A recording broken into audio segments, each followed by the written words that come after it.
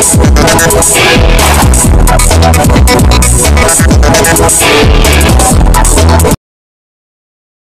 Malhar news चॅनलच्या सर्व प्रेक्षकांना सपना चौधरीचा नमस्कार।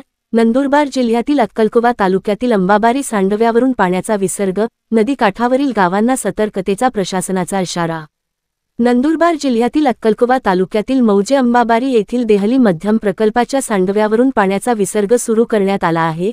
यामुळे नदीकाठच्या गावांमध्ये पूरपरिस्थिती निर्माण होण्याची शक्यता आहे। प्रशासनाने खबरदारीचा उपाय म्हणून नागरिकांना सतर्कतेचा इशारा दिला आहे।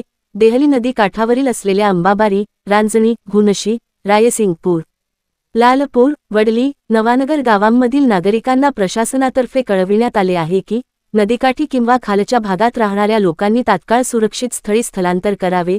कोणतीही आपत्तीजन्य परिस्थिती उद्भवू नये यासाठी प्रशासनाकडून आवश्यक ती तयारी करण्यात आली आहे।